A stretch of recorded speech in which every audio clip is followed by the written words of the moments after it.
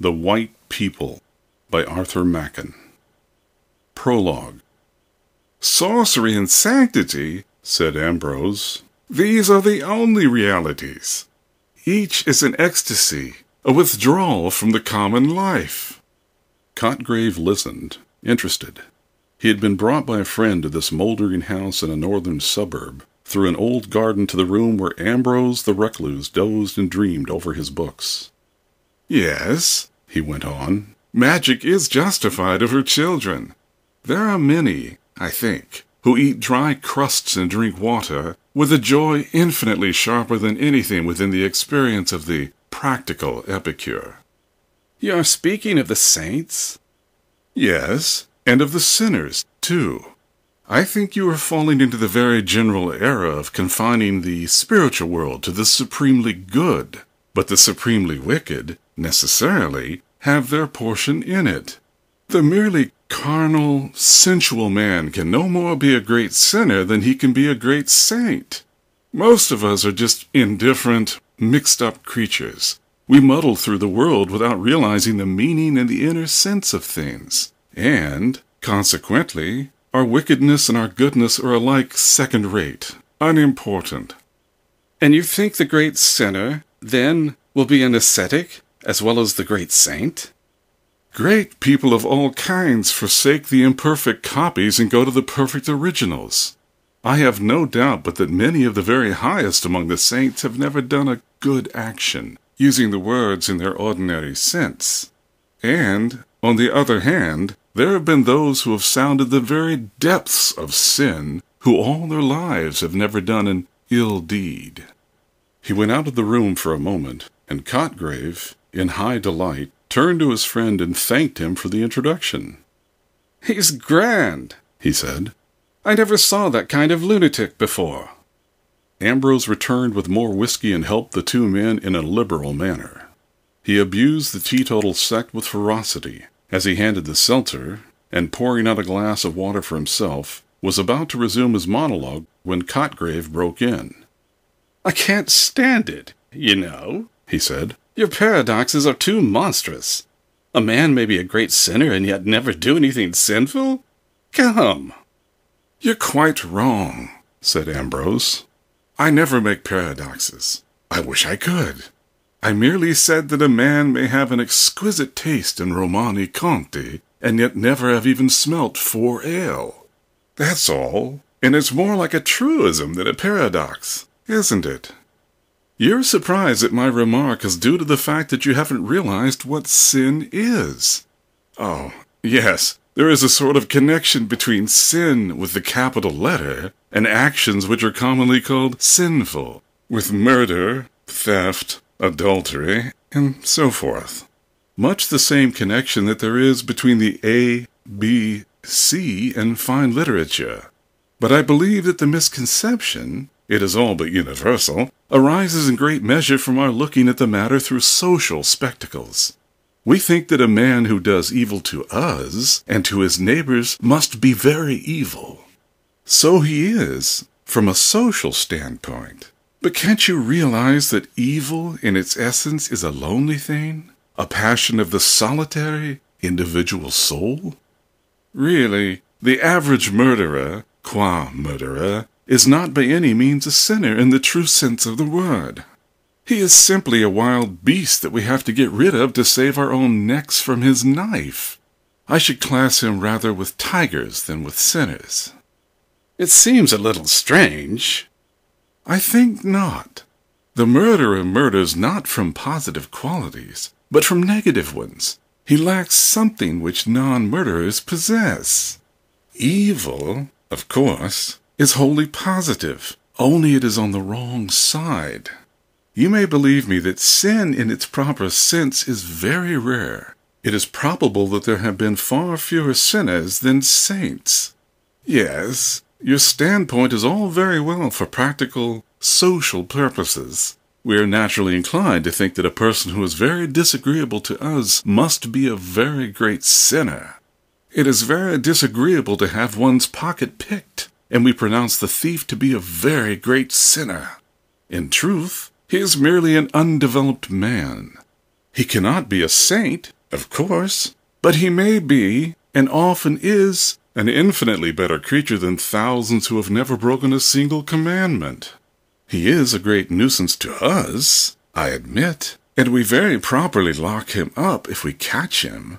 But between his troublesome and unsocial action and evil, the connection is of the weakest. It was getting very late. The man who had brought Cotgrave had probably heard all this before, since he assisted with a bland and judicious smile, but Cotgrave began to think that his lunatic was turning into a sage. "Do you know," he said, "you interest me immensely. You think, then, that we do not understand the real nature of evil?" No, I don't think we do. We overestimate it and we underestimate it. We take the very numerous infractions of our social bylaws, the very necessary and very proper regulations which keep the human company together, and we get frightened at the prevalence of sin and evil. But this is really nonsense. Take theft, for example. Have you any horror at the thought of Robin Hood? Of the Highland Caterans of the 17th century? Of the Moss Troopers? Of the company promoters of our day? Then, on the other hand, we underrate evil. We attach such an enormous importance to the sin of meddling with our pockets and our wives that we have quite forgotten the awfulness of real sin. "And what is sin?" said Cotgrave. I think I must reply to your question by another. What would your feelings be, seriously, if your cat or your dog began to talk to you and to dispute with you in human accents? You would be overwhelmed with horror. I'm sure of it. And if the roses in your garden sang a weird song, you would go mad. And suppose the stones in the road began to swell and grow before your eyes, and if the pebble that you noticed at night had shot out stony blossoms in the morning. Well, these examples may give you some notion of what sin really is. "Look here," said the third man, hitherto placid. "You two seem pretty well wound up. But I'm going home. I've missed my tram, and I shall have to walk." Ambrose and Cotgrave seemed to settle down more profoundly when the other had gone out into the early misty morning in the pale light of the lamps. "You astonish me," said Cotgrave. "I had never thought of that. If that is really so, one must turn everything upside down. Then the essence of sin really is—" "In the taking of heaven by storm, it seems to me," said Ambrose. "It appears to me that it is simply an attempt to penetrate into another and higher sphere in a forbidden manner. You can understand why it is so rare. There are few, indeed, who wish to penetrate into other spheres, higher or lower, in ways allowed or forbidden. Men, in the mass, are amply content with life as they find it. Therefore there are few saints, and sinners, in the proper sense, are fewer still, and men of genius, who partake sometimes of each character, are rare also. Yes, on the whole, it is, perhaps, harder to be a great sinner than a great saint." "There is something profoundly unnatural about sin? Is that what you mean?" "Exactly. Holiness requires as great, or almost as great, an effort. But holiness works on lines that were natural once. It is an effort to recover the ecstasy that was before the fall. But sin is an effort to gain the ecstasy and the knowledge that pertain alone to angels, and in making this effort man becomes a demon. I told you that the mere murderer is not, therefore, a sinner. That is true, but the sinner is sometimes a murderer. Gilles de Rais is an instance. So you see that while the good and the evil are unnatural to man as he now is, to man, the social, civilized being, evil is unnatural in a much deeper sense than good. The saint endeavors to recover a gift which he has lost. The sinner tries to obtain something which was never his. In brief, he repeats the fall. "But are you a Catholic?" said Cotgrave. "Yes, I am a member of the persecuted Anglican Church." "Then How about those texts which seem to reckon as sin that which you would set down as a mere trivial dereliction? Yes, but in one place the word sorcerers comes in the same sentence, doesn't it? That seems to me to give the keynote. Consider, can you imagine for a moment that a false statement which saves an innocent man's life is a sin? No. Very good. Then it is not the mere liar who is excluded by those words. It is, above all, the sorcerers who use the material life, who use the failings incidental to material life as instruments to obtain their infinitely wicked ends. And let me tell you this, our higher senses are so blunted, we are so drenched with materialism, that we should probably fail to recognize real wickedness if we encountered it. But shouldn't we experience a certain horror? A terror such as you hinted we would experience if a rose tree sang, in the mere presence of an evil man? We should if we were natural. Children and women feel this horror you speak of. Even animals experience it. But with most of us, convention and civilization and education have blinded and deafened and obscured the natural reason. No, sometimes we may recognize evil by its hatred of the good. One doesn't need much penetration to guess at the influence which dictated, quite unconsciously, the Blackwood Review of Keats. But this is purely incidental, and, as a rule, I suspect that the hierarchs of Tophet pass quite unnoticed, or, perhaps, in certain cases, as good but mistaken men. But you used the word unconscious just now, of Keats' reviewers. Is wickedness ever unconscious? Always. It must be so. It is like holiness and genius in this as in other points. It is a certain rapture or ecstasy of the soul, a transcendent effort to surpass the ordinary bounds. So, surpassing these, it surpasses also the understanding, the faculty that takes note of that which comes before it. No, a man may be infinitely and horribly wicked and never suspect it. But I tell you, evil in this, its certain and true sense, is rare, and I think it is growing rarer. I'm trying to get hold of it all, said Congreve. For what you say, I gather that the true evil differs generically from that which we call evil? Quite so. There is, no doubt, an analogy between the two, a resemblance such as enables us to use, quite legitimately, such terms as the foot of the mountain and the leg of the table. And, sometimes, of course, the two speak, as it were, in the same language. The rough miner, or puddler, the untrained, undeveloped tiger-man, heated by a quart or two above his usual measure, comes home and kicks his irritating and injudicious wife to death. He is a murderer, and Gilles de Rais was a murderer.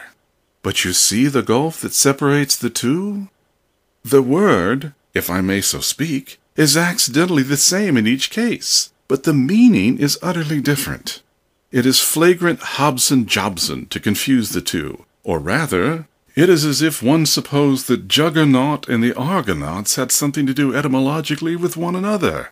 And no doubt the same weak likeness, or analogy, runs between all the social sins and the real spiritual sins, and in some cases, perhaps, the lesser may be schoolmasters to lead one on to the greater, from the shadow to the reality. If you are anything of a theologian, you will see the importance of all this. I am sorry to say, remarked Congreve, that I have devoted very little of my time to theology. Indeed, I have often wondered on what grounds theologians have claimed the title of Science of Sciences for their favorite study, since the theological books I have looked into have always seemed to me to be concerned with feeble and obvious pieties, or with the kings of Israel and Judah. I do not care to hear about those kings. Ambrose grinned.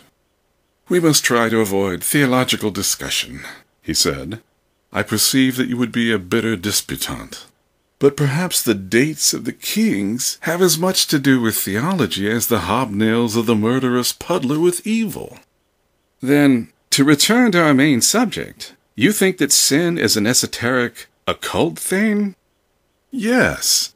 It is the infernal miracle as holiness is the supernal. Now and then it is raised to such a pitch that we entirely fail to suspect its existence. It is like the note of the great pedal pipes of the organ, which is so deep that we cannot hear it. In other cases it may lead to the lunatic asylum, or to still stranger issues. But you must never confuse it with mere social misdoing. Remember how the apostle, speaking of the other side, distinguishes between charitable actions and charity. And as one may give all one's goods to the poor, and yet lack charity, so, remember, one may avoid every crime and yet be a sinner. Your psychology is very strange to me, said Cotgrave, but I confess I like it, and I suppose that one might fairly deduce from your premises the conclusion that the real sinner might very possibly strike the observer as a harmless personage enough. Certainly, because the true evil has nothing to do with social life or social laws, or if it has, only incidentally and accidentally. It is a lonely passion of the soul, or a passion of the lonely soul, whichever you like. If, by chance, we understand it and grasp its full significance, then, indeed, it will fill us with horror and with awe. But this emotion is widely distinguished from the fear and the disgust with which we regard the ordinary criminal, since this latter is largely or entirely founded on the regard which we have for our own skins or purses. We hate a murder because we know that we should hate to be murdered, or to have anyone that we like murdered. So, on the other side, we venerate the saints, but we don't like them as well as our friends. Can you persuade yourself that you would have enjoyed St. Paul's company? Do you think that you and I would have got on with Sir Galahad? So with the sinners as with the saints. If you met a very evil man and recognized his evil, he would, no doubt, fill you with horror and awe. But there's no reason why you should dislike him. On the contrary, it is quite possible that if you could succeed in putting the sin out of your mind, you might find the sinner capital company, and in a little while you might have to reason yourself back into horror. Still, how awful it is! If the roses and the lilies suddenly sang on this coming morning, if the furniture began to move in procession, as in de Maupassant's tale. I'm glad you've come back to that comparison, said Cotgrave, because I wanted to ask you what it is that corresponds in humanity to these imaginary feats of inanimate things. In a word, what is sin? You have given me, I know, an abstract definition, but I should like a concrete example. I told you it was very rare, said Ambrose, who appeared willing to avoid the giving of a direct answer. The materialism of the age, which has done a good deal to suppress sanctity, has done perhaps more to suppress evil.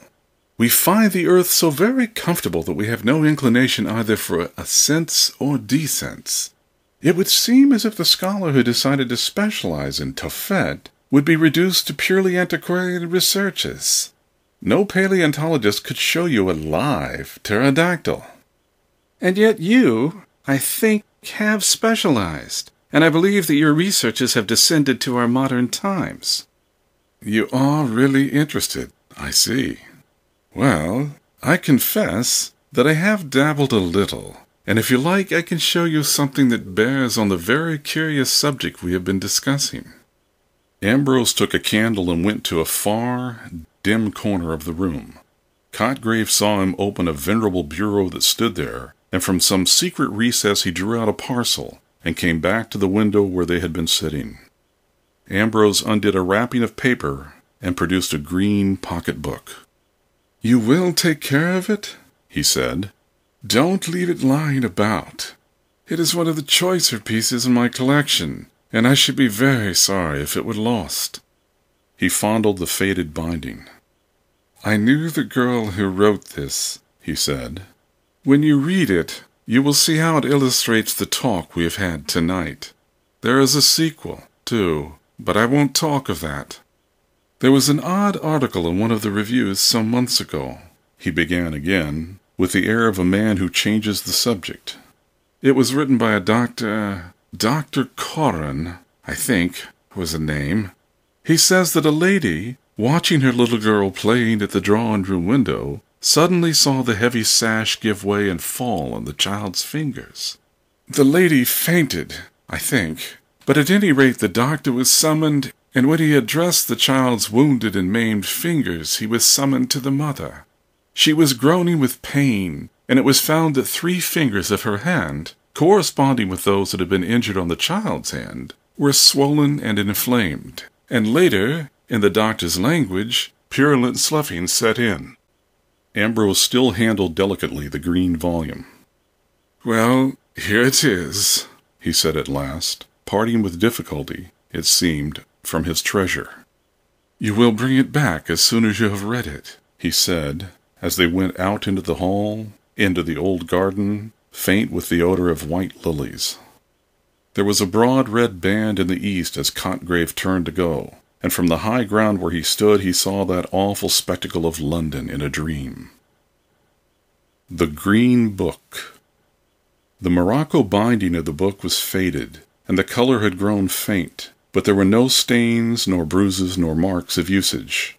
The book looked as if it had been bought on a visit to London some 70 or 80 years ago, and had somehow been forgotten and suffered to lie away out of sight. There was an old, delicate, lingering odor about it, such an odor as sometimes haunts an ancient piece of furniture for a century or more. The end papers, inside the binding, were oddly decorated with colored patterns and faded gold. It looked small, but the paper was fine, and there were many leaves, closely covered with minute, painfully formed characters. I found this book in a drawer in the old bureau that stands on the landing. It was a very rainy day, and I could not go out, so in the afternoon I got a candle and rummaged in the bureau. Nearly all the drawers were full of old dresses, but one of the small ones looked empty, and I found this book hidden right at the back. I wanted a book like this, so I took it to write in. It is full of secrets. I have a great many other books of secrets I have written, hidden in a safe place, and I'm going to write here many of the old secrets and some new ones. But there are some I shall not put down at all. I must not write down the real names of the days and months which I found out a year ago, nor the way to make the Aklo letters, or the Chian language, or the great beautiful circles, nor the Mao games, nor the chief songs. I may write something about all these things, but not the way to do them, for peculiar reasons. And I must not say who the nymphs are, or the doles, or Gilo, or what rulers mean. All these are most secret secrets, and I am glad when I remember what they are, and how many wonderful languages I know. But there are some things that I call the secrets of the secrets of the secrets, that I dare not think of unless I am quite alone, and then I shut my eyes and put my hands over them and whisper the word, and the Alala comes. I only do this at night in my room, or in certain woods that I know. But I must not describe them, as they are secret woods. Then there are the ceremonies, which are all of them important, but some are more delightful than others. There are the white ceremonies, and the green ceremonies, and the scarlet ceremonies. The scarlet ceremonies are the best, but there is only one place where they can be performed properly, though there is a very nice imitation which I have done in other places. Besides these, I have the dances and the comedy, and I have done the comedy sometimes when the others were looking, and they didn't understand anything about it. I was very little when I first knew about these things. When I was very small and Mother was alive, I can remember remembering things before that, only it has all got confused. But I remember when I was 5 or 6, I heard them talking about me when they thought I was not noticing. They were saying how queer I was a year or 2 before, and how Nurse had called my mother to come and listen to me talking all to myself, and I was saying words nobody could understand.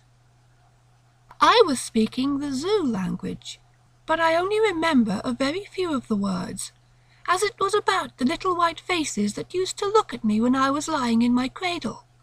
They used to talk to me, and I learnt their language and talked to them in it about some great white place where they lived, where the trees and the grass were all white, and there were white hills as high up as the moon, and a cold wind. I have often dreamed of it afterwards, but the faces went away when I was very little. But a wonderful thing happened when I was about 5. My nurse was carrying me on her shoulder. There was a field of yellow corn, and we went through it. It was very hot. Then we came to a path through a wood, and a tall man came after us, and went with us till we came to a place where there was a deep pool, and it was very dark and shady.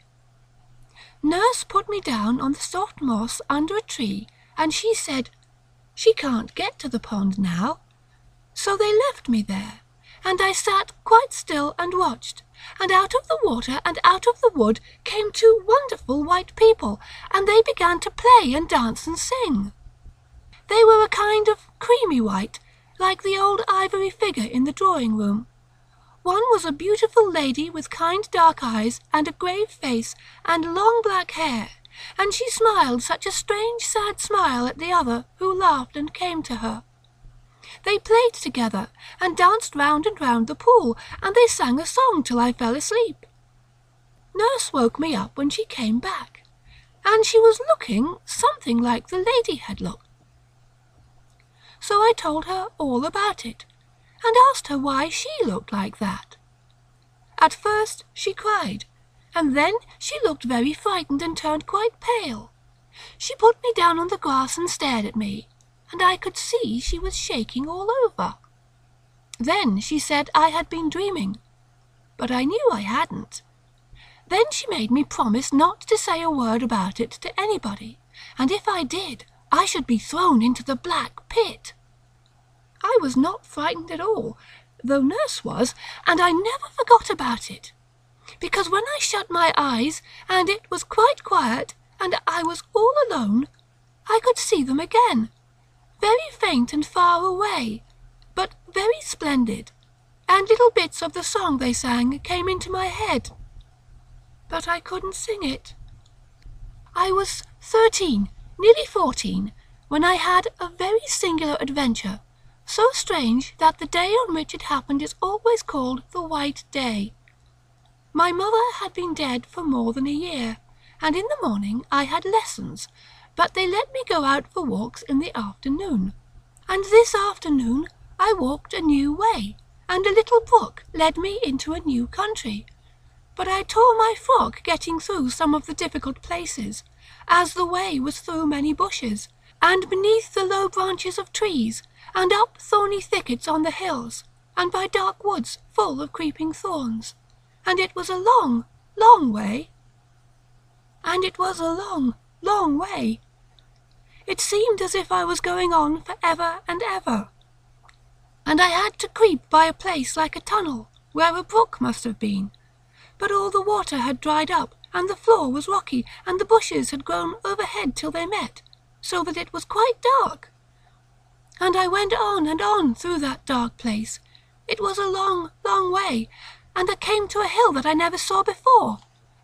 I was in a dismal thicket full of black twisted boughs that tore me as I went through them, and I cried out because I was smarting all over, and then I found that I was climbing, and I went up and up a long way, till at last the thicket stopped, and I came out crying just under the top of a big, bare place, where there were ugly grey stones lying all about on the grass, and here and there a little twisted stunted tree came out from under a stone, like a snake. And I went up, right to the top, a long way. I never saw such big ugly stones before. They came out of the earth, some of them, and some looked as if they had been rolled to where they were. And they went on and on as far as I could see, a long, long way. I looked out from them and saw the country, but it was strange. It was winter time, and there were black, terrible woods hanging from the hills all round. It was like seeing a large room hung with black curtains, and the shape of the trees seemed quite different from any I had ever seen before. I was afraid. Then, beyond the woods, there were other hills round in a great ring, but I had never seen any of them. It all looked black, and everything had a roar over it. It was all so still and silent, and the sky was heavy and grey and sad, like a wicked boorish dome in deep Dendo. I went on into the dreadful rocks. There were hundreds and hundreds of them. Some were like horrid grinning men.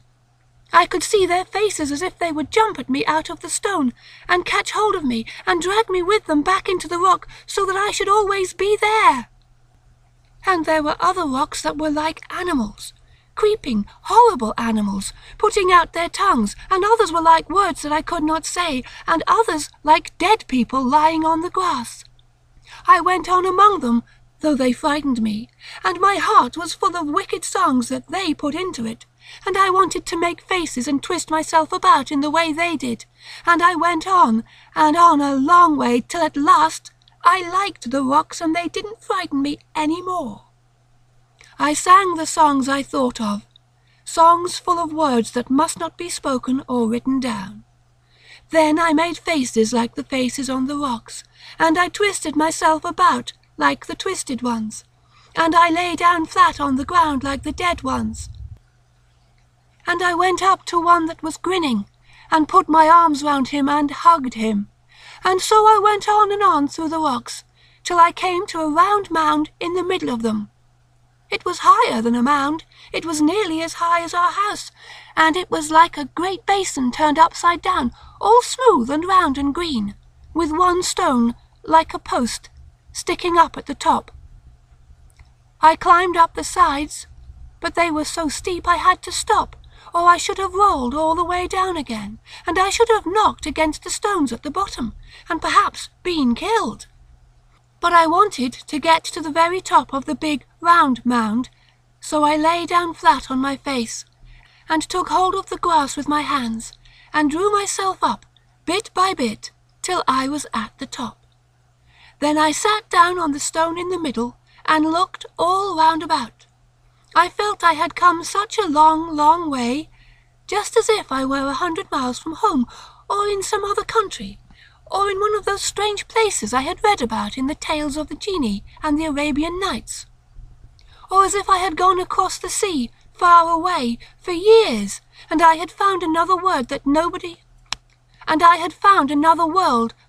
had ever seen or heard of before, or as if I had somehow flown through the sky and fallen on one of the stars I had read about, where everything is dead and cold and grey, and there is no air, and the wind doesn't blow.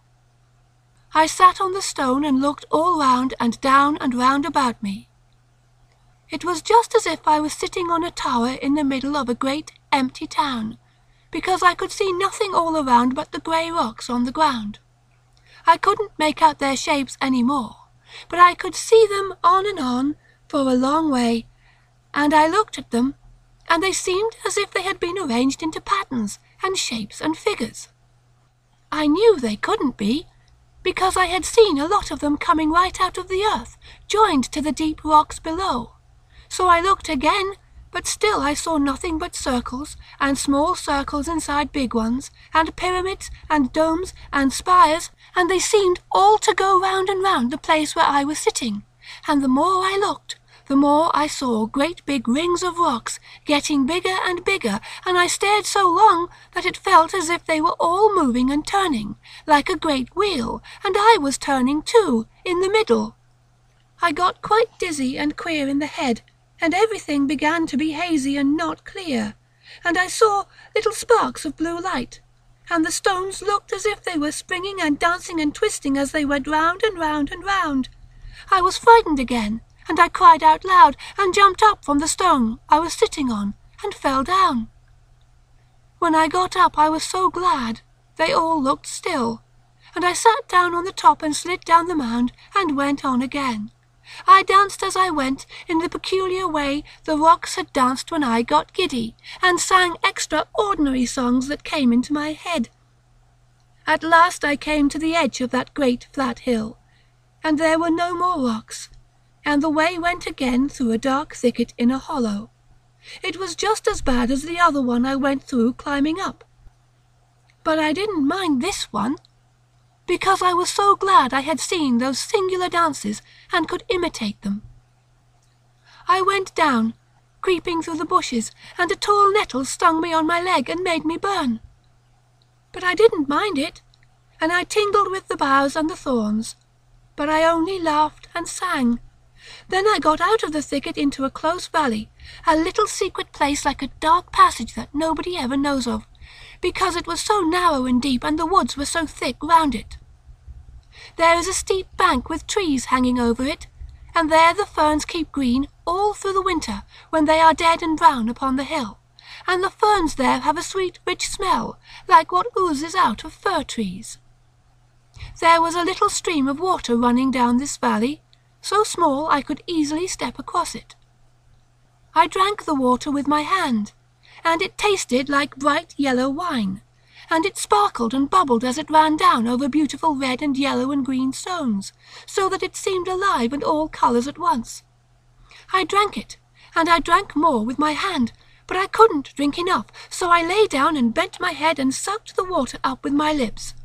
It tasted much better drinking it that way, and a ripple would come up to my mouth and give me a kiss, and I laughed and drank again, and pretended there was a nymph, like the one in the old picture at home, who lived in the water and was kissing me. So I bent low down to the water and put my lips softly to it, and whispered to the nymph that I would come again. I felt sure it could not be common water. I was so glad when I got up and went on. And I danced again, and went up and up the valley under hanging hills, and when I came to the top, the ground rose up in front of me, tall and steep as a wall, and there was nothing but the green wall and the sky. I thought of for ever and for ever, world without end, Amen. And I thought I must have really found the end of the world, because it was like the end of everything, as if there as if there could be nothing at all beyond, except the kingdom of Vor, where the light goes when it is put out, and the water goes when the sun takes it away. I began to think of all the long, long way I had journeyed, how I had found a brook and followed it on, and gone through bushes and thorny thickets and dark woods full of creeping thorns. Then I had crept up a tunnel under trees and climbed a thicket, and seen all the grey rocks, and sat in the middle of them when they turned round. And then I had gone on through the grey rocks, and come down the hill, through the stinging thicket, and up the dark valley, all a long, long way. I wondered how I should get home again, if I could ever find the way, and if my home was there any more, or if it were turned and everybody in it into grey rocks, as in the Arabian Nights. So I sat down on the grass and thought what I should do next. I was tired, and my feet were hot with walking, and as I looked about I saw there was a wonderful well just under the high, steep wall of grass. All the ground round it was covered with bright green, dripping moss. There was every kind of moss there, moss like beautiful little ferns, and like palms and fir trees, and it was all green as jewellery, and drops of water hung on it like diamonds. And in the middle was the great well, deep and shining and beautiful, so clear that it looked as if I could touch the red sand at the bottom. But it was far below. I stood by it and looked in, as if I were looking in a glass. At the bottom of the well, in the middle of it, the red grains of sand were moving and stirring all the time, and I saw how the water bubbled up, but at the top it was quite smooth and full and brimming. It was a great well, large like a bath, and with the shining, glittering green moss about it, it looked like a great white jewel with green jewels all around. My feet were so hot and tired that I took off my boots and stockings, and let my feet down into the water, and the water was soft and cold, and when I got up, I wasn't tired any more, and I felt I must go on, farther and farther, and see what was on the other side of the wall. I climbed up it very slowly, going sideways all the time, and when I got to the top and looked over, I was in the queerest country I had ever seen, stranger even than the hill of the grey rocks. It looked as if earth children had been playing there with their spades, as it was all hills and hollows, and castles and walls made of earth and covered with grass. There were 2 mounds like big beehives, round and great and solemn, and then hollow basins, and then a steep mounting wall like the ones I saw once by the seaside, where the big guns and the soldiers were. I nearly fell into one of the round hollows. It went away from under my feet so suddenly, and I ran fast down the side and stood at the bottom and looked up. It was strange and solemn to look up. There was nothing but the grey heavy sky and the sides of the hollow. Everything else had gone away, and the hollow was the whole world. And I thought that at night it must be full of ghosts and moving shadows and pale things, when the moon shone down to the bottom at the dead of night and the wind wailed up above. It was so strange and solemn and lonely, like a hollow temple of dead heathen gods. It reminded me of a tale my nurse had told me when I was quite little. It was the same nurse that took me into the wood where I saw the beautiful white people. And I remembered how nurse had told me the story one winter night, when the wind was beating the trees against the wall and crying and moaning in the nursery chimney. She said there was, somewhere or other, a hollow pit, just like the one I was standing in. Everybody was afraid to go into it or near it, it was such a bad place. But once upon a time there was a poor girl who said she would go into the hollow pit, and everybody tried to stop her. But she would go. And she went down into the pit, and came back laughing, and said there was nothing there at all, except green grass and red stones and white stones and yellow flowers. And soon after people saw she had the most beautiful emerald earrings, and they asked how she got them, as she and her mother were quite poor. But she laughed and said her earrings were not made of emeralds at all, but only of green grass. Then one day she wore on her breast the reddest ruby that anyone had ever seen, and it was as big as a hen's egg, and glowed and sparkled like a hot burning coal of fire. And they asked how she got it, as she and her mother were quite poor. But she laughed and said that it was not a ruby at all, but only a red stone. Then one day she wore round her neck the loveliest necklace that anyone had ever seen, much finer than the queen's finest, and it was made of great bright diamonds, hundreds of them, and they shone like all the stars on a night in June. So they asked her how she got it, and she and her mother were quite poor. But she laughed and said they were not diamonds at all, but only white stones.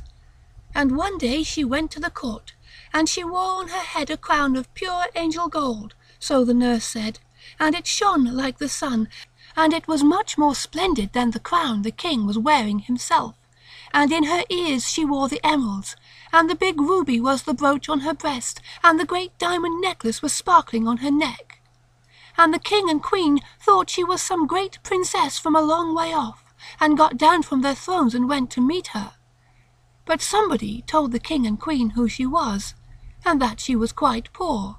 So the king asked why she wore a gold crown, and how she got it, as she and her mother were so poor. And she laughed and said it wasn't a gold crown at all, but only some yellow flowers she had put in her hair. And the king thought it was very strange, and said she should stay at the court, and they would see what would happen next.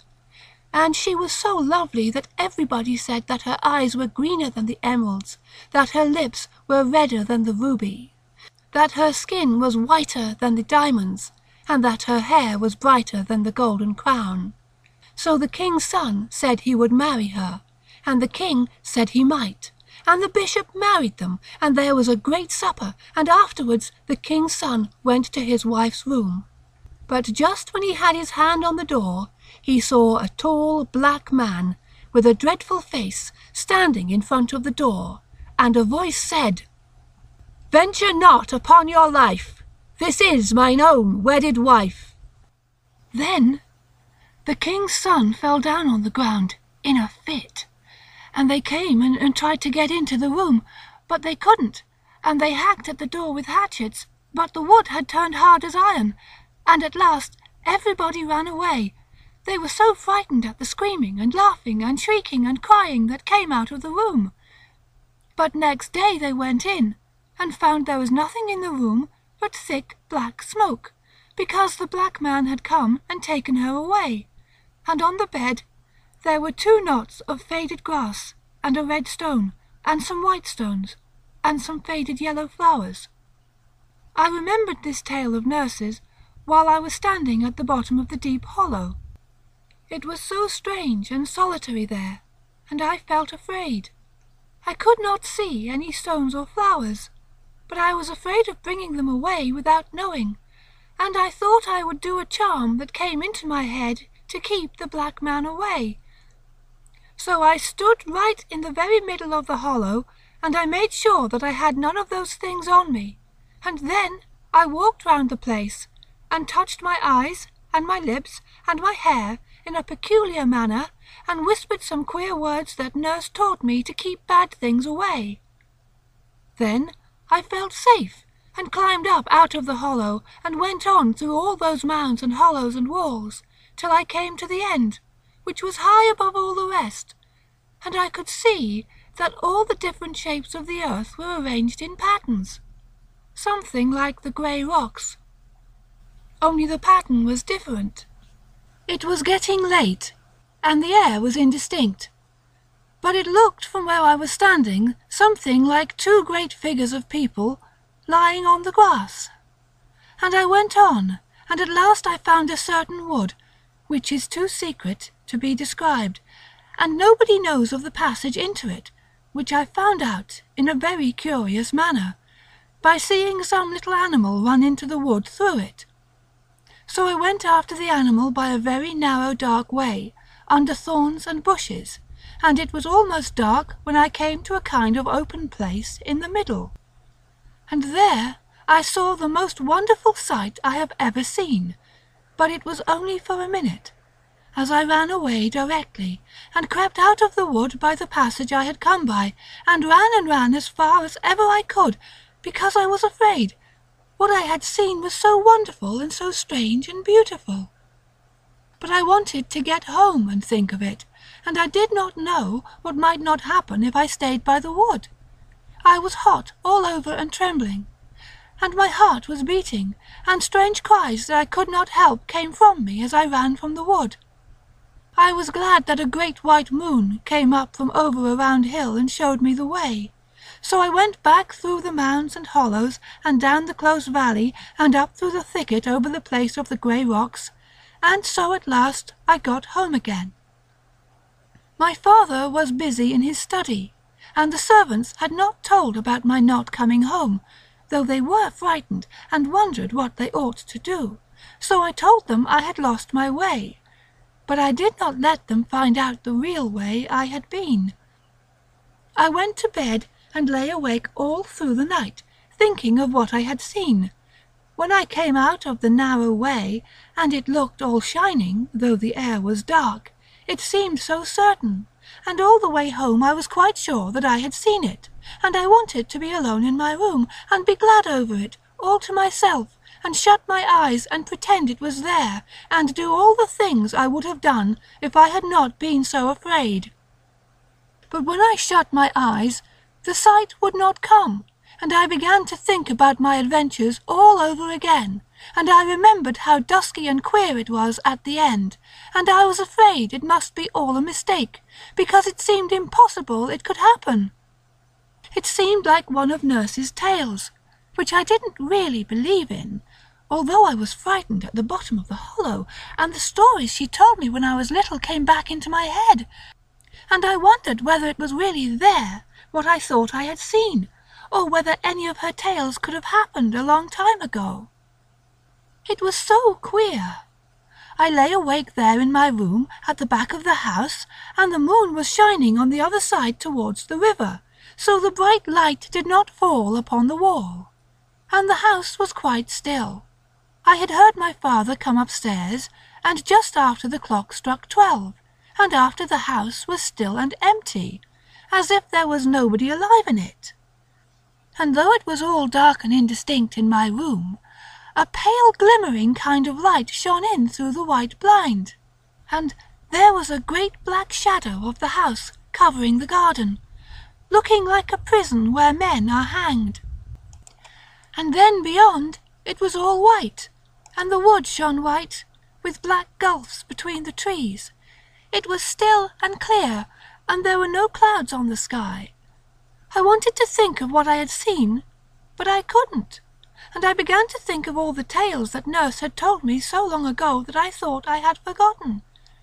But they all came back, and mixed up with the thickets and the grey rocks and the hollows in the earth and the secret wood, till I hardly knew what was new and what was old, or whether it was not all dreaming. And then I remembered that hot summer afternoon so long ago, when Nurse left me by myself in the shade, and the white people came out of the water and out of the wood, and played and danced and sang, and I began to fancy that Nurse told me about something like it before I saw them, only I couldn't recollect exactly what she told me.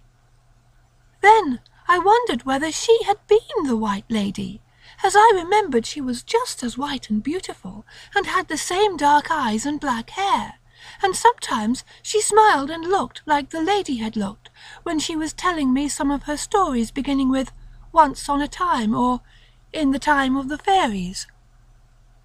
But I thought she couldn't be the lady, as she seemed to have gone a different way into the wood, and I didn't think the man who came after us could be the other, or I couldn't have seen that wonderful secret in the secret wood. I thought of the moon, but it was afterwards, when I was in the middle of the wild land, where the earth was made into the shape of great figures, and it was all walls and mysterious hollows and smooth round mounds, that I saw the great white moon come up over a round hill. I was wondering about all these things, till at last I got quite frightened, because I was afraid something had happened to me, and I remembered Nurse's tale of the poor girl who went into the hollow pit and was carried away at last by the black man. I knew I had gone into a hollow pit too, and perhaps it was the same, and I had done something dreadful.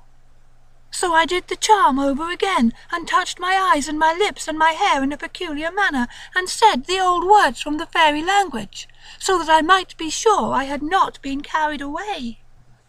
I tried again to see the secret wood, and to creep up the passage and see what I had seen there, but somehow I couldn't, and I kept on thinking of Nurse's stories. There was one I remembered, about a young man who once upon a time went hunting, and all the day he and his hounds hunted everywhere, and they crossed the rivers and went into all the woods and went round the marshes, but they couldn't find anything at all, and they hunted all day till the sun sunk down and began to set behind the mountain. And the young man was angry, because he couldn't find anything, and he was going to turn back, when, just as the sun touched the mountain, he saw come out of a break in front of him a beautiful white stag, and he cheered to his hounds, but they whined and would not follow, and he cheered to his horse, but it shivered and stood stock still, and the young man jumped off the horse and left the hounds and began to follow the white stag all alone.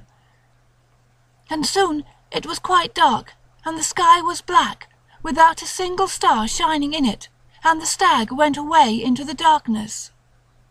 And though the man had brought his gun with him, he never shot at the stag, because he wanted to catch it, and he was afraid he would lose it in the night. But he never lost it once, though the sky was so black and the air was so dark, and the stag went on, till the young man didn't know a bit where he was. And they went through enormous woods, where the air was full of whispers, and a pale, dead light came out from the rotten trunks that were lying on the ground, and just as the man thought he had lost the stag, he would see it, all white and shining in front of him, and he would run fast to catch it, but the stag always ran faster, so he did not catch it. And they went through the enormous woods, and they swam across rivers. And they waded through black marshes where the ground bubbled, and the air was full of will-o'-the-wisps, and the stag fled away down into rocky narrow valleys, where the air was like the smell of a vault, and the man went after it. And they went over the great mountains, and the man heard the wind come down from the sky, and the stag went on, and the man went after. At last the sun rose, and the young man found he was in a country that he had never seen before. It was a beautiful valley, with a bright stream running through it, and a great big round hill in the middle.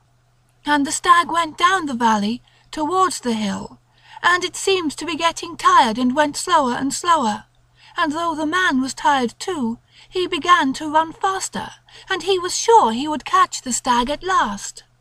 But just as they got to the bottom of the hill, and the man stretched out his hand to catch the stag, it vanished into the earth, and the man began to cry. He was so sorry that he had lost it after all his long hunting. But as he was crying, he saw there was a door in the hill, just in front of him, and he went in, and it was quite dark, but he went on, as he thought he would find the white stag. And all of a sudden it got light, and there was the sky and the sun shining, and birds singing in the trees, and there was a beautiful fountain. And by the fountain a lovely lady was sitting, who was the queen of the fairies, and she told the man she had changed herself into a stag to bring him there, because she loved him so much. Then she brought out a great gold cup covered with jewels from her fairy palace, and she'd offered him wine in the cup to drink. And he drank, and the more he drank, the more he longed to drink, because the wine was enchanted. So he kissed the lovely lady, and she became his wife, and he stayed all that day and all that night in the hill where she lived. And when he woke, he found he was lying on the ground, close to where he had seen the stag first, and his horse was there, and his hounds were there waiting. And he looked up, and the sun sank behind the mountain. And he went home and lived a long time, but he would never kiss any other lady, because he had kissed the queen of the fairies, and he would never drink common wine any more, because he had drunk enchanted wine. And sometimes Nurse told me tales that she had heard from her great-grandmother, who was very old and lived in a cottage on the mountain all alone. And most of these tales were about a hill where people used to meet at night long ago, and they used to play all sorts of strange games and do queer things that Nurse told me of. But I couldn't understand. And now, she said, everybody but her great-grandmother had forgotten all about it, and nobody knew where the hill was, not even her great-grandmother. But she told me one very strange story about the hill, and I trembled when I remembered it. She said that people always went there in summer, when it was very hot, and they had to dance a good deal. It would be all dark at first, and there were trees there which made it much darker, and people would come, one by one, from all directions, by a secret path which nobody else knew, and 2 persons would keep the gate, and every one as they came up had to give a very curious sign, which Nurse showed me as well as she could, but she said she couldn't show me properly. And all kinds of people would come. There would be gentlefolks and village folks, and some old people, and boys and girls, and quite small children who sat and watched. And it would all be dark as they came in, except in one corner where someone was burning something that smelt strong and sweet, and made them laugh. And there one would see a glaring of coals, and the smoke mounting up red. So they would all come in, and when the last had come, there was no door any more, so that no one else could get in, even if they knew there was anything beyond. And once a gentleman who was a stranger, and had ridden a long way, lost his path at night, and his horse took him into the very middle of the wild country, where everything was upside down, and there were dreadful marshes and great stones everywhere, and holes underfoot, and the trees looked like gibbet posts, because they had great black arms that stretched out across the way. And this strange gentleman was very frightened, and the horse began to shiver all over, and at last it stopped and wouldn't go any farther, and the gentleman got down and tried to lead the horse, but it wouldn't move, and it was all covered with a sweat, like death. So the gentleman went on all alone, going farther and farther into the wild country, till at last he came to a dark place where he heard shouting and singing and crying like nothing he had ever heard before. It all sounded quite close to him, but he couldn't get in, and so he began to call, and while he was calling, something came up behind him. And in a minute his mouth and arms and legs were all bound up, and he fell into a swoon. And when he came to himself, he was lying by the roadside, just where he had first lost his way, under a blasted oak with a black trunk, and his horse was tied beside him. So he rode on to the town, and told the people there what had happened, and some of them were amazed, but others knew. So when once everybody had come, there was no door at all for anybody else to pass in by. And when they were all inside, round in a ring, touching each other, someone began to sing in the darkness, and someone else would make a noise like thunder with a thing they had on purpose. And on still nights people would hear the thundering noise far, far away beyond the wild land, and some of them, who thought they knew what it was, used to make a sign on their breasts when they woke up in their beds at dead of night and heard that terrible deep noise like thunder on the mountains. And the noise and the singing would go on for a long time, and the people who were in a ring swayed a little to and fro, and the song was in an old, old language that nobody knows now, and the tune was queer. Nurse said her great-grandmother had known someone who remembered a little of it, when she was quite a little girl, and Nurse tried to sing some of it to me, and it was so strange a tune that I turned all cold, and my flesh crept, as if I had put my hand on something dead. Sometimes it was a man that sang, and sometimes it was a woman. And sometimes the one who sang did it so well that 2 or 3 of the people who were there fell to the ground shrieking and tearing with their hands.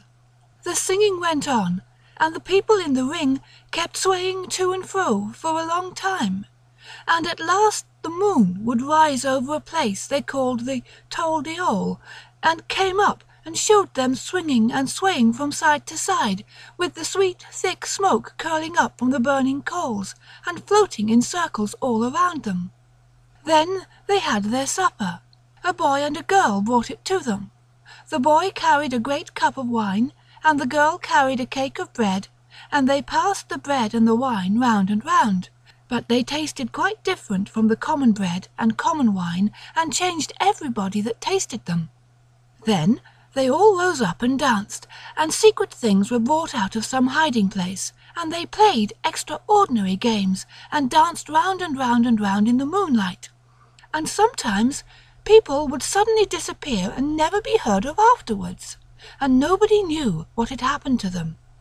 And they drank more of that curious wine, and they made images and worshipped them, and Nurse showed me how the images were made one day when we were out for a walk, and we passed by a place where there was a lot of wet clay.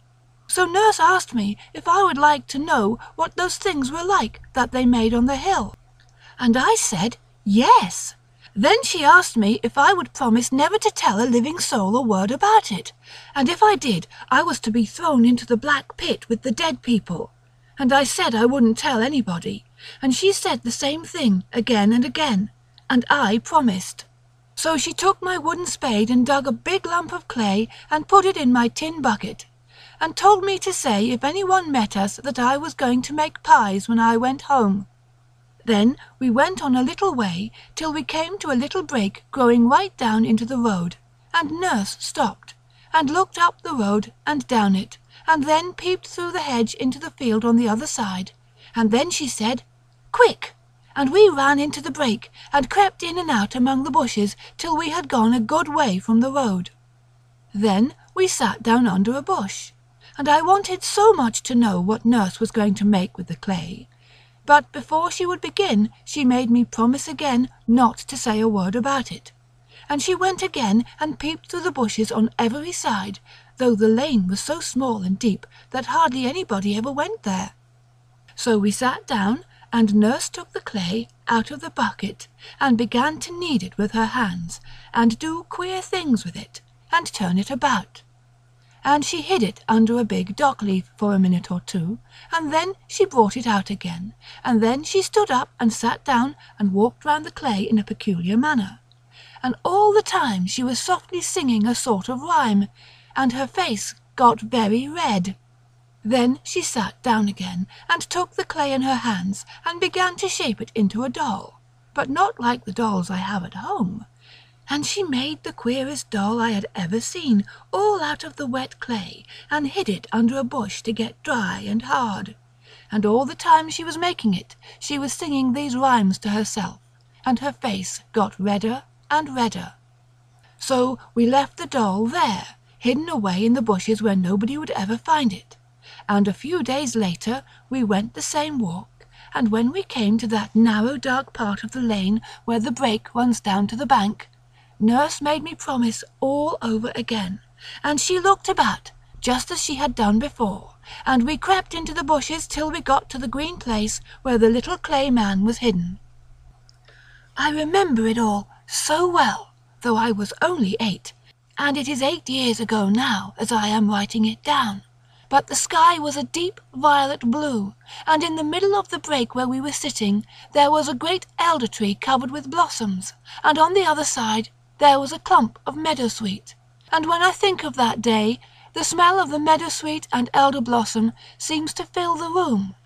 And if I shut my eyes I can see the glaring blue sky, with the little clouds very white floating across it, and Nurse, who went away long ago, sitting opposite me and looking like the beautiful white lady in the wood. So we sat down, and Nurse took out the clay doll from the secret place where she had hidden it, and she said we must pay our respects, and she would show me what to do, and I must watch her all the time. So she did all sorts of queer things with the little clay man, and I noticed she was all streaming with perspiration, though we had walked so slowly, and then she told me to pay my respects. And I did everything she did, because I liked her, and it was such an odd game. And she said that if one loved very much, the clay man was very good, if one did certain things with it. And if one hated very much, it was just as good, only one had to do different things. And we played with it a long time, and pretended all sorts of things. Nurse said her great-grandmother had told her all about these images, but what we did was no harm at all, only a game. But she told me a story about these images that frightened me very much, and that was what I remembered that night when I was lying awake in my room in the pale, empty darkness, thinking of what I had seen, and the secret wood. Nurse said there was once a young lady of the high gentry who lived in a great castle, and she was so beautiful that all the gentlemen wanted to marry her, because she was the loveliest lady that anybody had ever seen, and she was kind to everybody, and everybody thought she was very good. But though she was polite to all the gentlemen who wished to marry her, she put them off, and said she couldn't make up her mind, and she wasn't sure she wanted to marry anybody at all. And her father, who was a very great lord, was angry, though he was so fond of her, and he asked her why she wouldn't choose a bachelor out of all the handsome young men who came to the castle.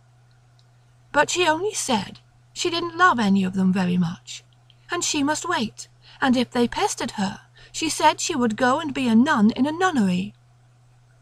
So all the gentlemen said they would go away and wait for a year and a day, and when a year and a day were gone, they would come back again and ask her to say which one she would marry.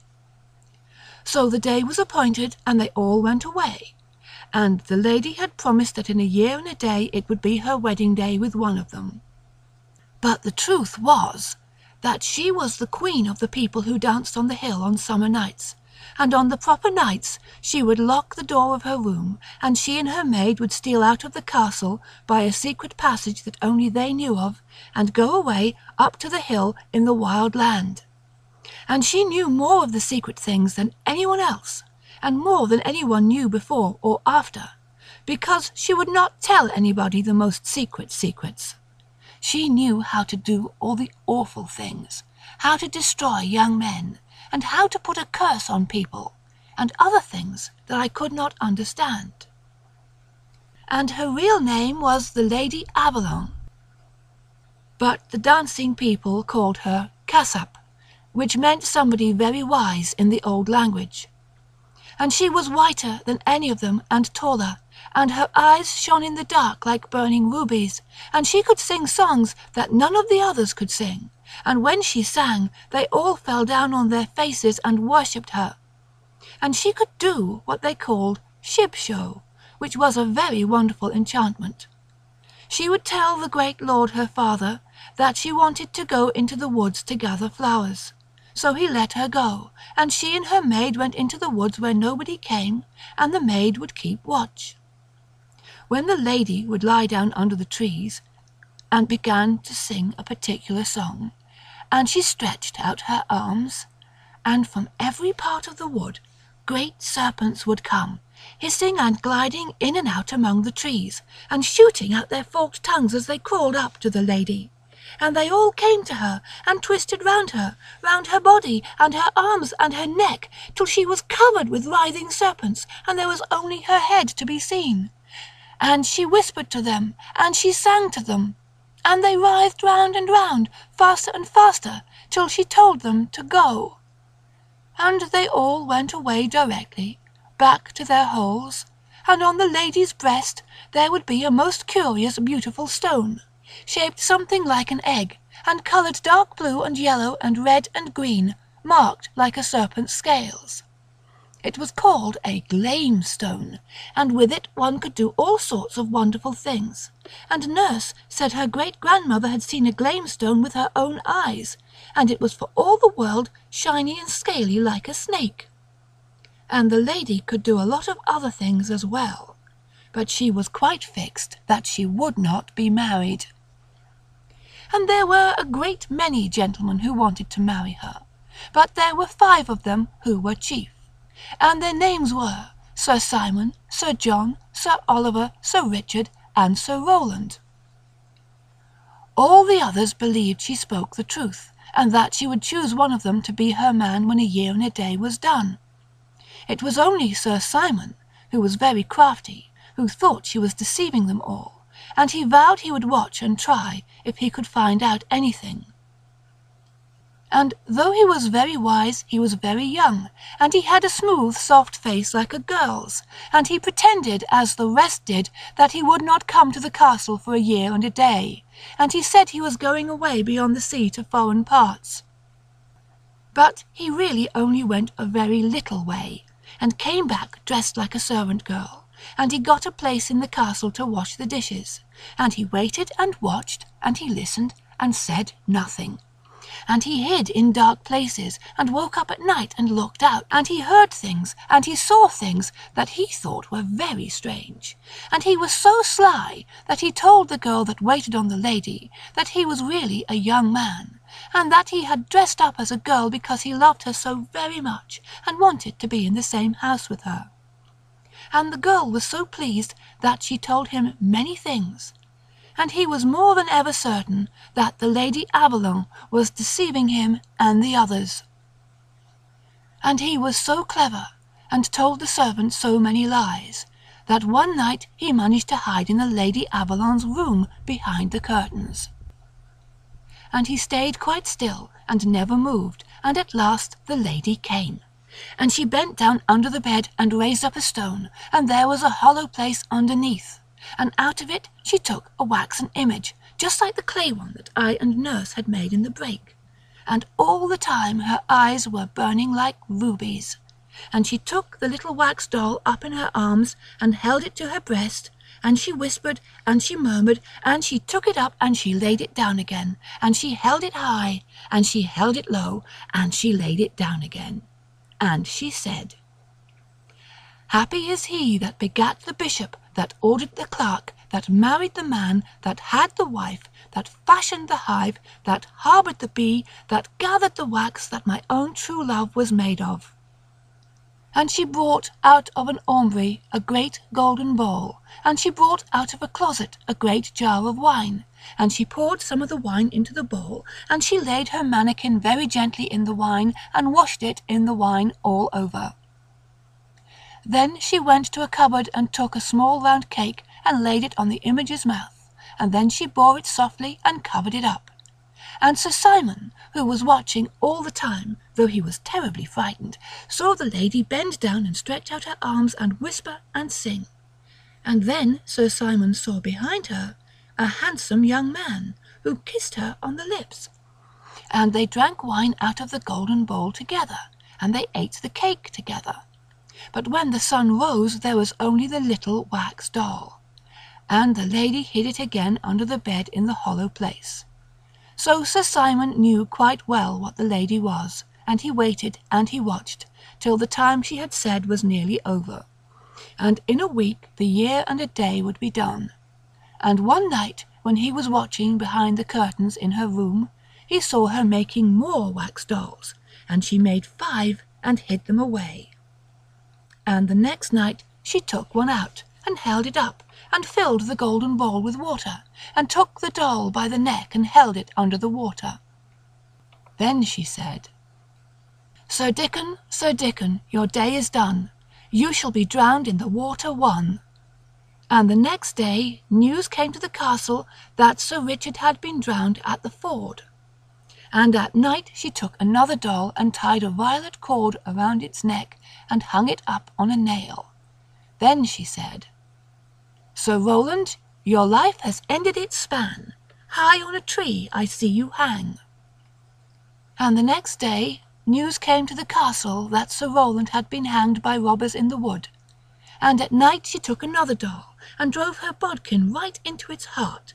Then she said, Sir Noel, so cease your life, your heart pierced with the knife." And the next day news came to the castle that Sir Oliver had fought in a tavern, and a stranger had stabbed him to the heart. And at night she took another doll, and held it to a fire of charcoal till it was melted. Then she said, "Sir John, return and turn to clay. In fire of fever you waste away." And the next day news came to the castle that Sir John had died in a burning fever. So then Sir Simon went out of the castle, and mounted his horse and rode away to the bishop and told him everything. And the bishop sent his men, and they took the Lady Avalon, and everything she had done was found out. So on the day after the year and a day, when she was to have been married, they carried her through the town in her smock, and they tied her to a great stake in the market-place, and burnt her alive before the bishop, with her wax image hung round her neck. And people said the wax man screamed in the burning of the flames. And I thought of this story again and again as I was lying awake in my bed, and I seemed to see the Lady Avalon in the market-place, with the yellow flames eating up her beautiful white body, and I thought of it so much that I seemed to get into the story myself, and I fancied I was the lady, and that they were coming to take me to be burnt with fire, with all the people in the town looking at me. And I wondered whether she cared, after all the strange things she had done, and whether it hurt very much to be burned at the stake. I tried again and again to forget nurse's stories, and to remember the secret I had seen that afternoon, and what was in the secret wood, but I could only see the dark, and a glimmering in the dark, and then it went away, and I only saw myself running, and then a great moon came up white over a dark round hill. Then all the old stories came back again, and the queer rhymes that the nurse used to sing to me. And there was one beginning, "Halsey Cumsey, Helen Musty," that she used to sing very softly when she wanted me to go to sleep, and I began to sing it to myself inside of my head, and I went to sleep.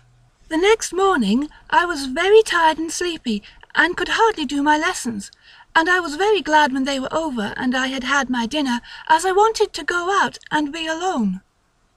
It was a warm day, and I went to a nice turfy hill by the river and sat down on my mother's old shawl that I had brought with me on purpose. The sky was grey like the day before, but there was a kind of white gleam behind it, and from where I was sitting I could look down on the town, and it was all still and quiet and white, like a picture.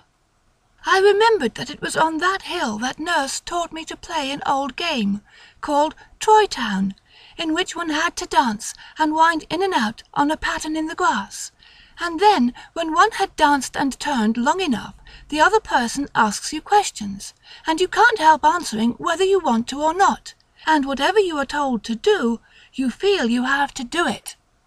Nurse said there used to be a lot of games like that some people knew of, and there was one by which people could be turned into anything you liked, and an old man her great-grandmother had seen had known a girl who had been turned into a large snake. And there was another very ancient game of dancing and winding and turning, by which you could take a person out of himself and hide him away as long as you liked, and his body went walking about quite empty, without any sense in it. But I came to that hill because I wanted to think of what had happened the day before, and of the secret of the wood. From the place where I was sitting, I could see beyond the town, into the opening I had found, where a little brook had led me into an unknown country. And I pretended I was following the brook over again, and I went all the way in my mind, and at last I found the wood, and crept into it under the bushes. And then in the dusk I saw something that made me feel as if I were filled with fire, as if I wanted to dance and sing and fly up into the air, because I was changed and wonderful. But what I saw was not changed at all, and had not grown old. And I wondered again and again how such things could happen, and whether nurse's stories were really true, because in the daytime, in the open air, everything seemed quite different from what it was at night, when I was frightened and thought I was to be burned alive. I once told my father one of her little tales, which was about a ghost, and asked him if it was true, and he told me it was not true at all, and that only common, ignorant people believed in such rubbish.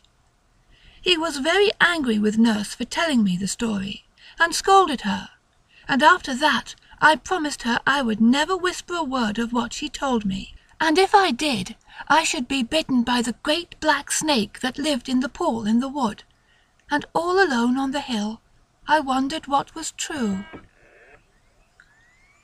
I had seen something very amazing and very lovely, and I knew a story, and if I had really seen it, and not made it up out of the dark, and the black bough, and the bright shining that was mounting up to the sky from over the great round hill, but had really seen it in truth, then there were all kinds of wonderful and lovely and terrible things to think of. So I longed and trembled, and I burned and got cold. And I looked down on the town, so quiet and still, like a little white picture, and I thought over and over if it could be true. I was a long time before I could make up my mind to anything. There was such a strange fluttering at my heart that seemed to whisper to me all the time that I had not made it up out of my head, and yet it seemed quite impossible, and I knew my father and everybody would say it was dreadful rubbish. I never dreamed of telling him or anybody else a word about it, because I knew it would be of no use, and I should only get laughed at or scolded. So for a long time I was very quiet, and went about thinking and wondering, and at night I used to dream of amazing things, and sometimes I woke up in the early morning and held out my arms with a cry. And I was frightened too, because there were dangers, and some awful thing would happen to me, unless I took great care, if the story were true.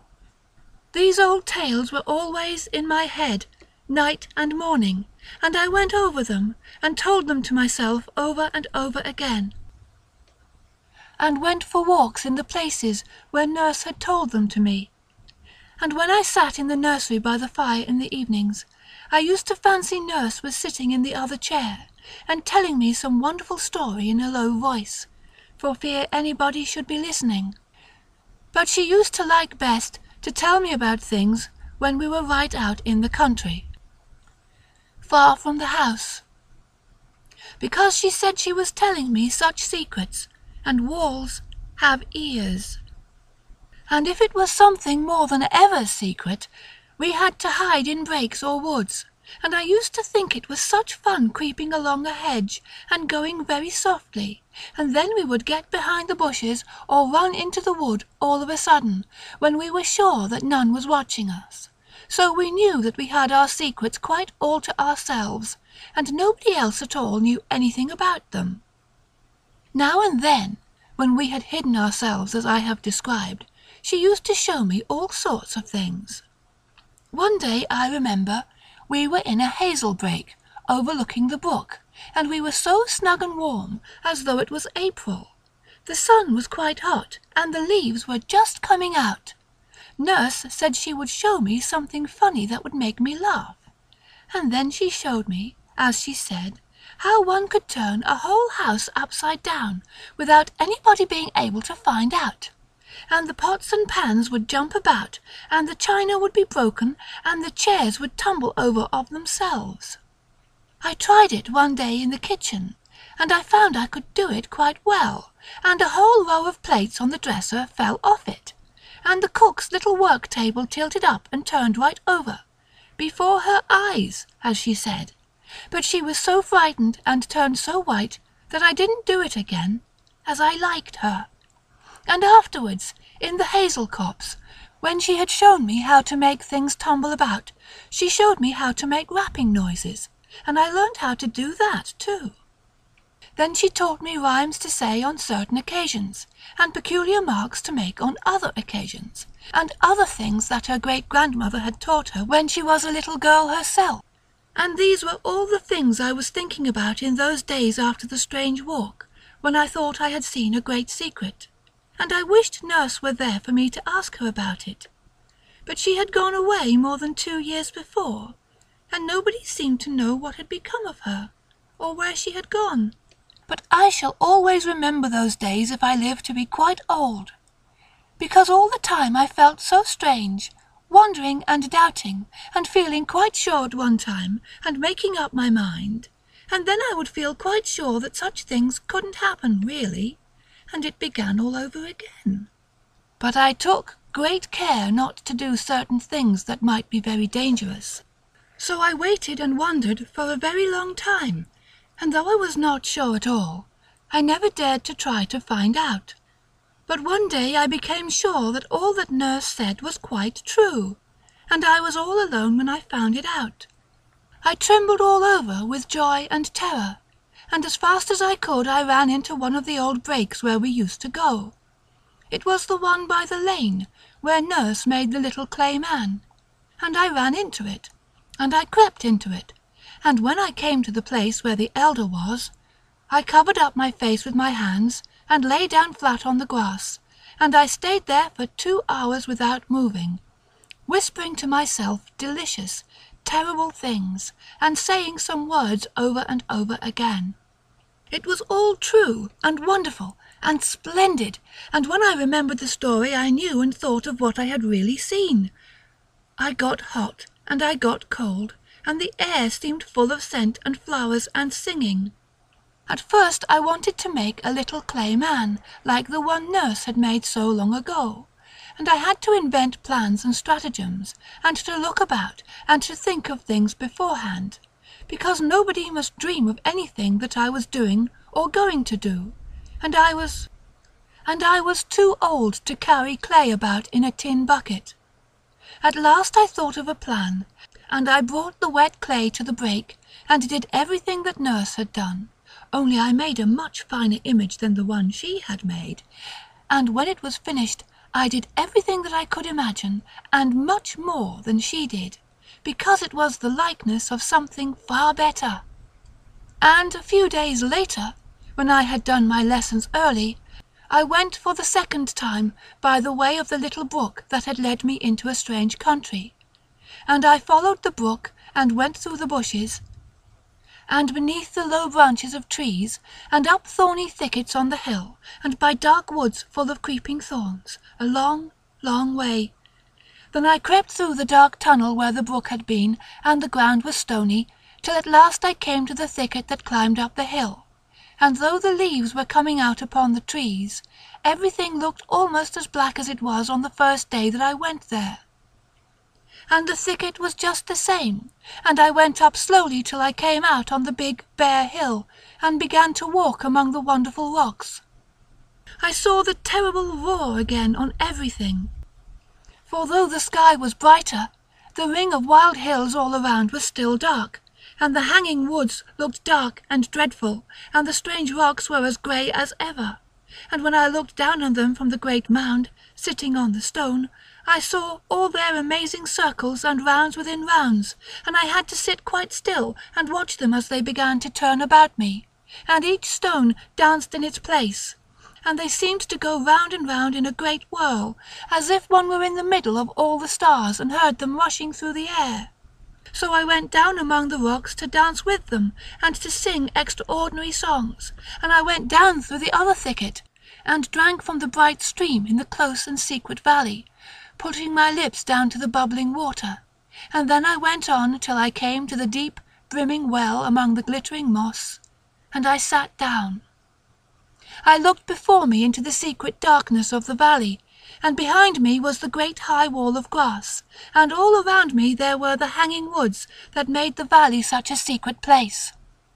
I knew there was nobody here at all besides myself, and that no one could see me.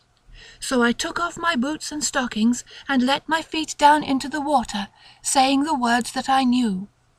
And it was not cold at all, as I expected, but warm and very pleasant, and when my feet were in it I felt as if they were in silk, or as if the nymph were kissing them. So when I had done, I said the other words, and made the signs, and then I dried my feet with a towel I had brought on purpose, and put on my stockings and boots. Then I climbed up the steep wall, and went into the place where there are the hollows, and the two beautiful mounds, and the round ridges of land, and all the strange shapes. I did not go down into the hollow this time, but I turned at the end, and made out the figures quite plainly, as it was lighter, and I had remembered the story I had quite forgotten before. And in the story the two figures are called Adam and Eve, and only those who know the story understand what they mean.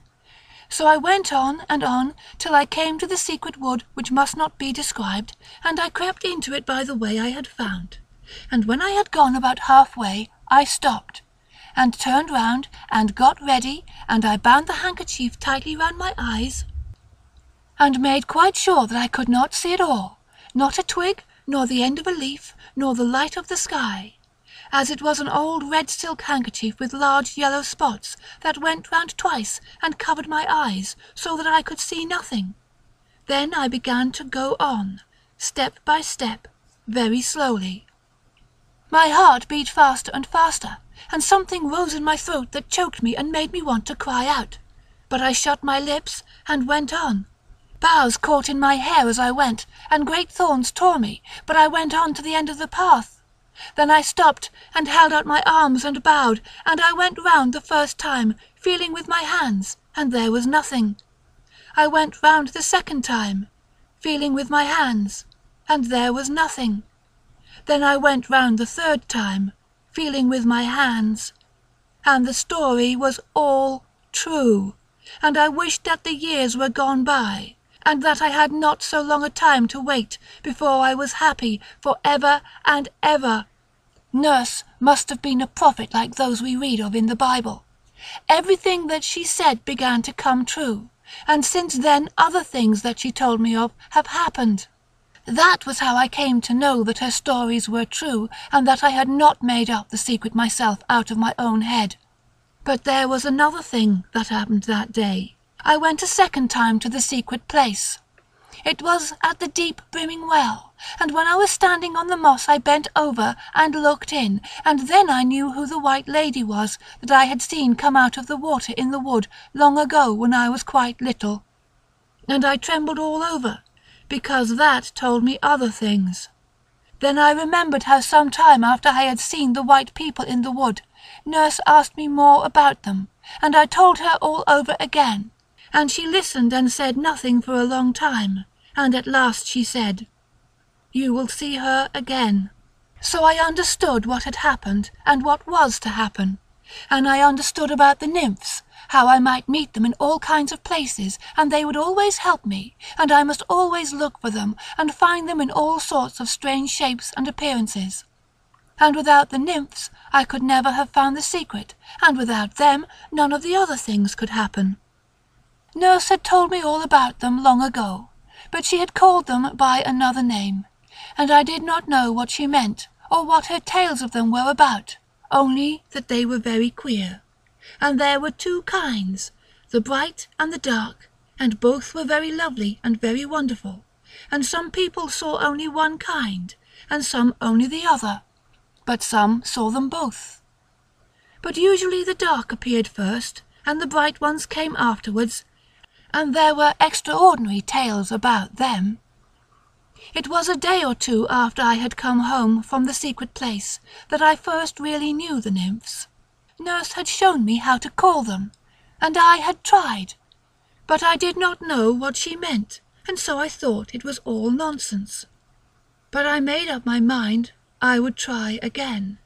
So I went to the wood where the pool was, where I saw the white people, and I tried again. The dark nymph, Alanna, came, and she turned the pool of water into a pool of fire.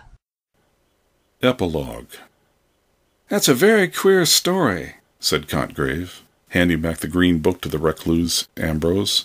"I see the drift of a good deal, but there are many things I do not grasp at all.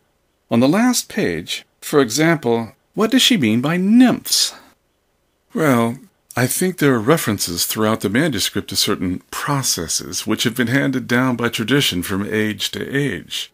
Some of these processes are just beginning to come within the purview of science, which has arrived at them, or rather at the steps which lead to them, by quite different paths.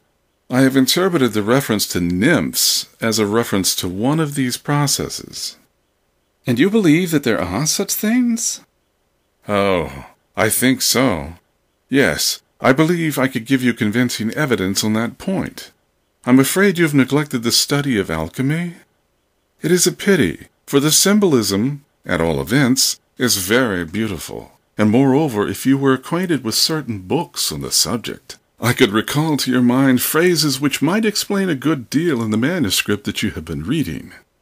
"Yes, but I want to know whether you seriously think there is any foundation of fact beneath these fancies. Is it not all a department of poetry? A curious dream with which man has indulged himself?" I can only say that it is no doubt better for the great mass of people to dismiss it all as a dream. But if you ask my veritable belief, that goes quite the other way. No, I should not say belief, but rather knowledge. I may tell you that I have known cases in which men have stumbled quite by accident on certain of these processes, and have been astonished by wholly unexpected results. In the cases I'm thinking of, there could have been no possibility of suggestion or subconscious action of any kind. One might as well suppose a schoolboy suggesting the existence of Aeschylus to himself, while he plods mechanically through the declensions. But you have noticed the obscurity, Ambrose went on, and in this particular case it must have been dictated by instinct, since the writer never thought that her manuscripts would fall into other hands. But the practice is universal, and for most excellent reasons. Powerful and sovereign medicines, which are, of necessity, virulent poisons also, are kept in a locked cabinet. The child may find the key by chance, and drink herself dead, but in most cases the search is educational, and the phials contain precious elixirs for him who has patiently fashioned the key for himself. You do not care to go into details? No, Frankly, I do not. No, you must remain unconvinced. But you saw how the manuscript illustrates the talk we had last week? Is this girl still alive? No. I was one of those who found her. I knew the father well. He was a lawyer, and he had always left her very much to herself. He thought of nothing but deeds and leases, and the news came to him as an awful surprise. She was missing one morning. I suppose it was about a year after she had written what you have read. The servants were called, and they told things, and put the only natural interpretation on them, a perfectly erroneous one. They discovered that green book somewhere in her room, and I found her in the place that she described with so much dread, lying on the ground before the image. It was an image? Yes, it was hidden by the thorns and thick undergrowth that had surrounded it. It was a wild, lonely country, but you know what it was like by her description, though of course you will understand that the colors have been heightened. A child's imagination always makes the heights higher and the depths deeper than they really are, and she had, unfortunately for herself, something more than imagination. One might say, perhaps, that the picture in her mind which she succeeded in a measure in putting into words was the scene as it would have appeared to an imaginative artist. But it is a strange, desolate land. And she was dead? Yes, she had poisoned herself, in time. No, there was not a word to be said against her in the ordinary sense. You may recollect the story I told you the other night about a lady who saw her child's fingers crushed by a window?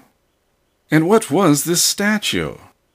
Well, it was of Roman workmanship, of a stone that with the centuries had not blackened, but had become white and luminous. The thicket had grown up about it and concealed it, and in the Middle Ages the followers of a very old tradition had known how to use it for their own purposes. In fact, it had been incorporated into the monstrous mythology of the Sabbath. You will have noted that those to whom a sight of that shiny whiteness has been vouchsafed by chance, or rather, perhaps, by apparent chance, were required to blindfold themselves on their second approach. That is very significant. And is it there still? I sent for tools, and we hammered it into dust and fragments. The persistence of tradition never surprises me, Ambrose went on after a pause.